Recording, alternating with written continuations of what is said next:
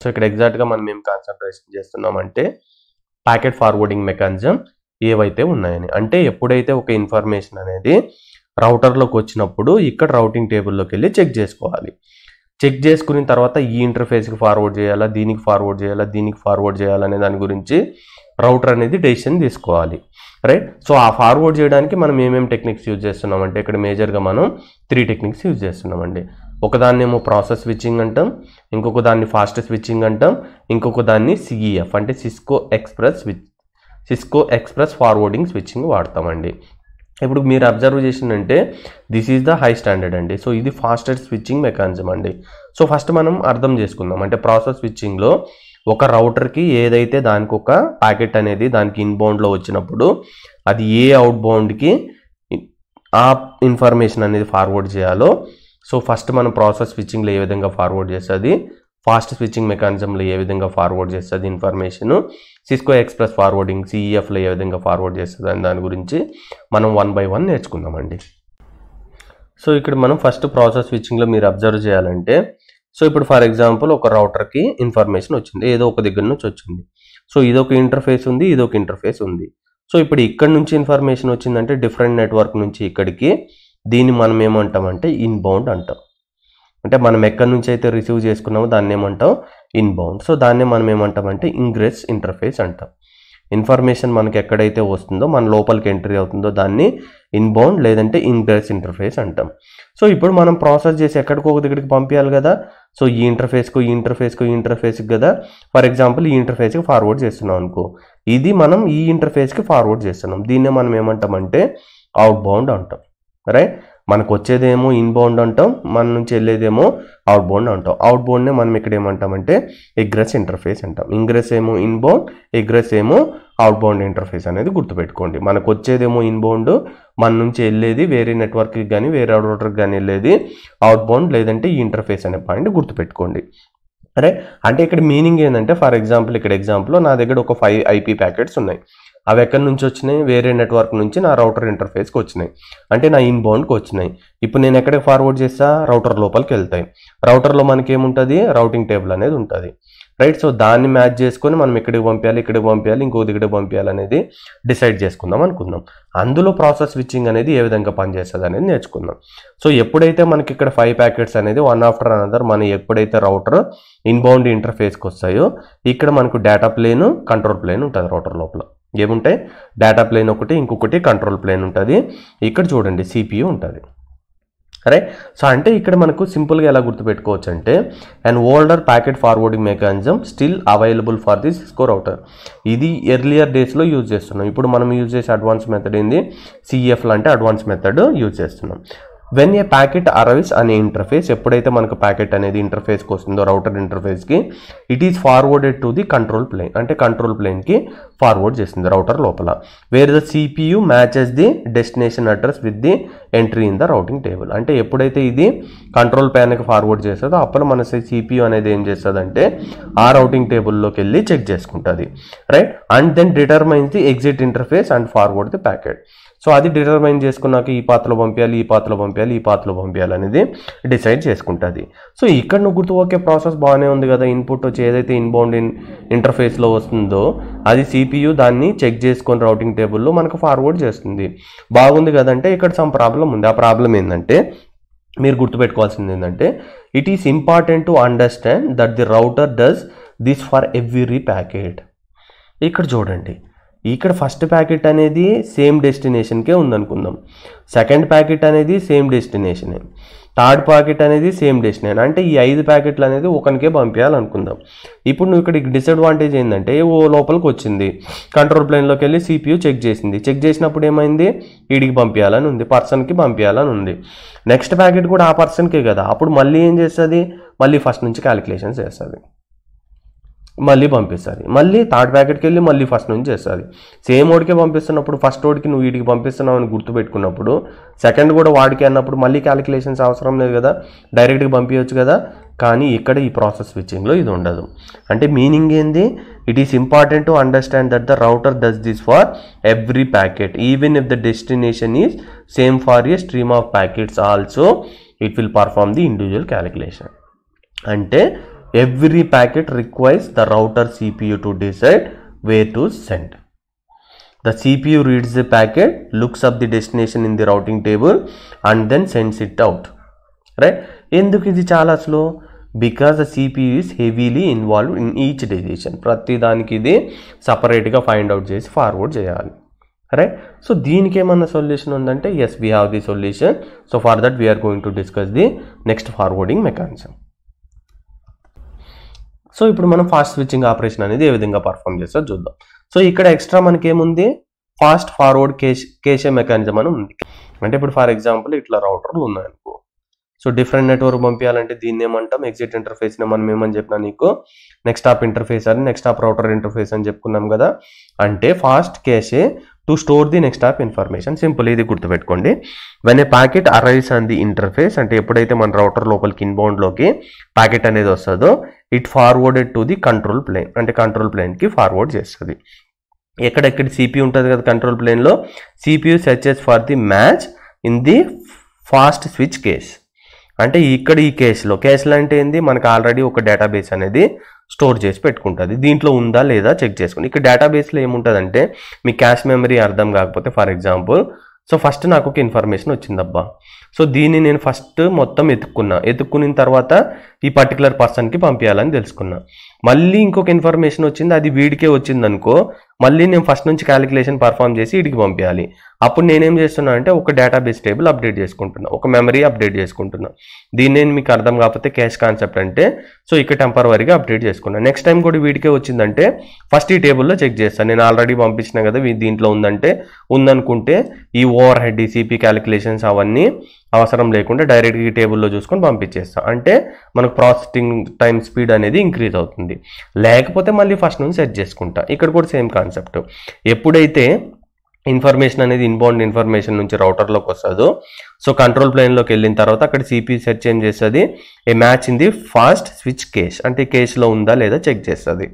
ఒకవేళ లేదనుకో, మళ్ళీ ఇంతకుముందు మనం ఏదైతే ప్రాసెస్ స్విచ్ చెక్ చేసుకున్నామో, సో దాన్ని బేస్ చేసుకొని దేనికి పంపించాలో పంపిస్తుంది. రైట్? సో ఇక్కడ ద ఫ్లో అంటే మళ్ళీ ఫర్ ఎగ్జాంపుల్ ఇంకొక ప్యాకెట్ వచ్చింది అనుకుందాం. Right? If another packet is going to the same destination, ఇంతకుముందు క్యాలిక్యులేషన్ పర్ఫామ్ చేసినావు కదా, నెక్స్ట్ సెకండ్ ప్యాకెట్ అనేది కూడా సేమ్ దానికే ఉందనుకుందాం డెస్టినేషన్కి.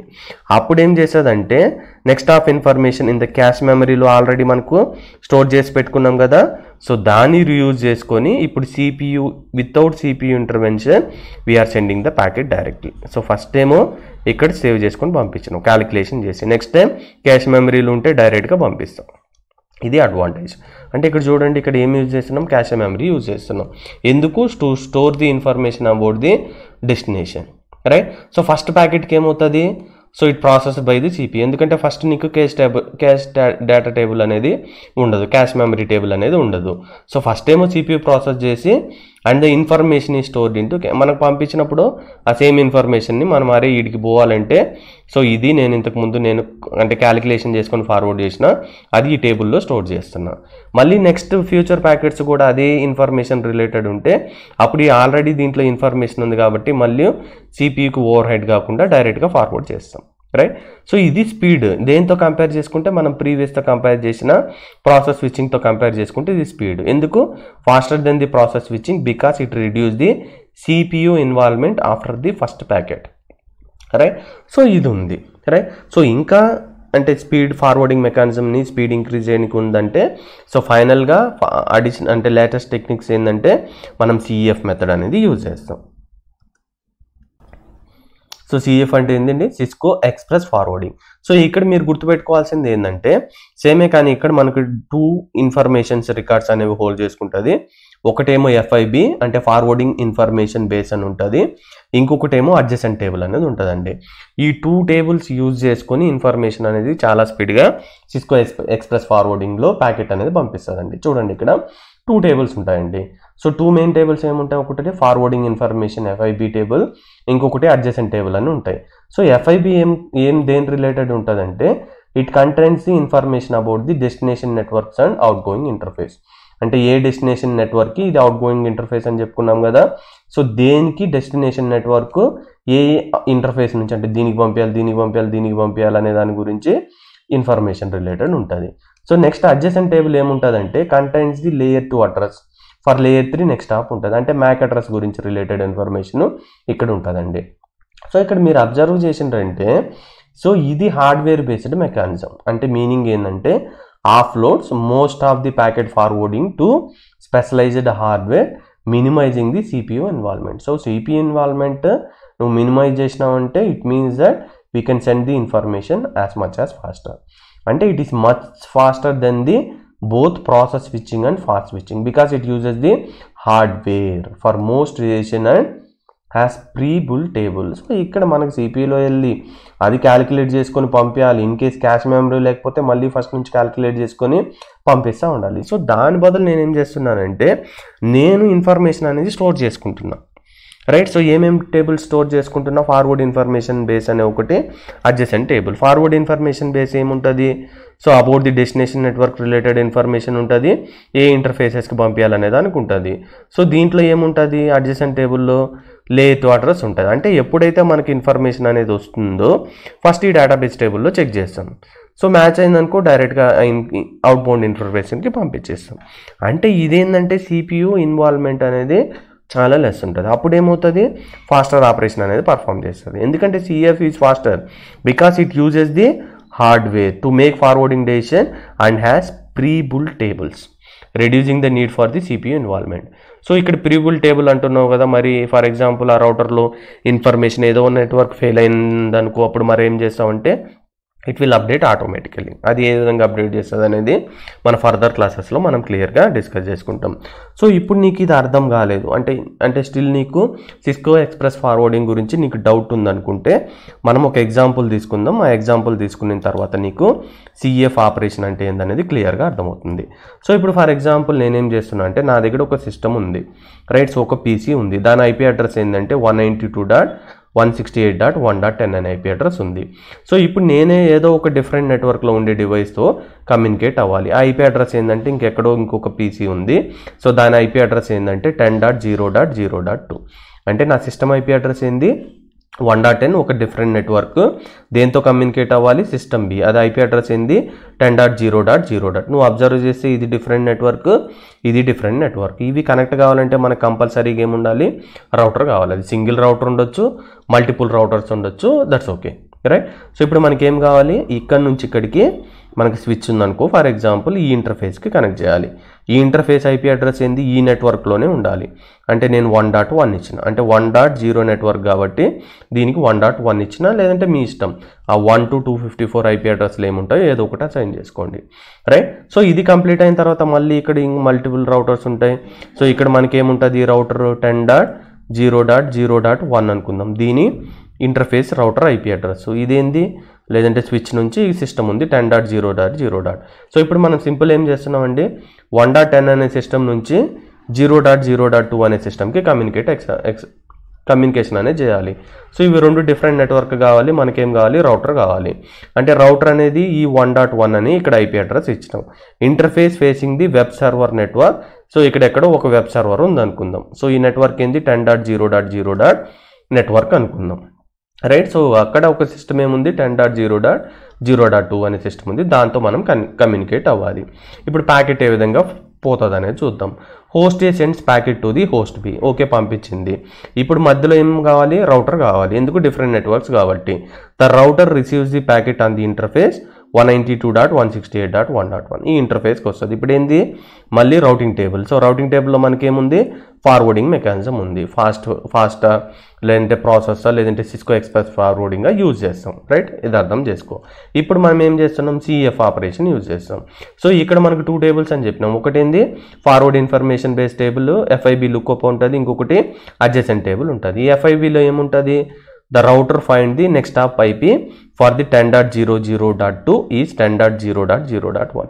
అంటే ఫర్ ఎగ్జాంపుల్ ఇది ఒకటి, మళ్ళీ ఇక్కడ ఒక రౌటర్ ఉండొచ్చు, ఇక్కడ ఒక రౌటర్ ఉండొచ్చు కదా. సో ఇది ఎగ్జిట్ ఇంటర్ఫేస్ కదా, దీన్నే మనం ఏమని చెప్పాము, next hop ID. So next hop ID దేనికి, ఈ 10. నెట్వర్క్ని రీచ్ కావడానికి, రైట్. సో ఈ ఎఫ్ఐబి టేబుల్లో ఏముంటాయని చెప్పుకున్నాం, అన్ని నెక్స్ట్ హాప్ ఐడీలు ఏ ఇంటర్ఫేస్కి, ఏ ఎగ్జిట్ ఇంటర్ఫేస్కి పోవాలి, దాని రిలేటెడ్ ఇన్ఫర్మేషన్ అనేది ఆల్రెడీ నీ టేబుల్లో ఉంటుంది. అదేవిధంగా the router finds the MAC address of 10.0.0.2.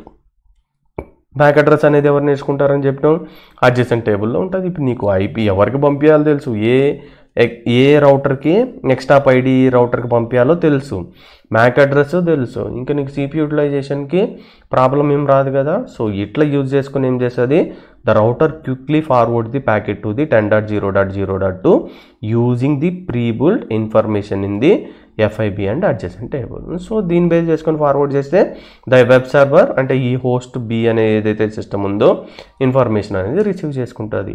So that's why CEF is much faster compare to the previous those 2 techniques అండి. సో మీకు నెక్స్ట్ క్లాస్లో మనం ఏం చేద్దామంటే, ఇది ఓన్లీ థియరీ పార్ట్ అండి.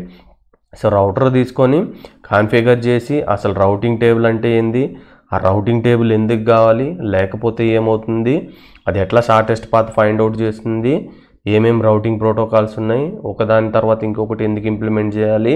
సో ఇవన్నీ నేర్చుకుంటే అప్పుడు మన కాన్సెప్ట్ అనేది క్లియర్గా అర్థమవుతుందండి. సో ఇక్కడ మనం ఓన్లీ బేసిక్ పాయింట్స్ అనేవి నేర్చుకున్నాం. So next class further move అవుతున్నప్పుడు అడ్వాన్స్ గురించి మనం నేర్చుకుంటామండి. సో వీడియో కానీ మీకు యూస్ఫుల్ అయింది అనుకుంటే please don't forget to like, share, comment and subscribe our channel అండి. So thank you very much guys for your support. Have a nice day.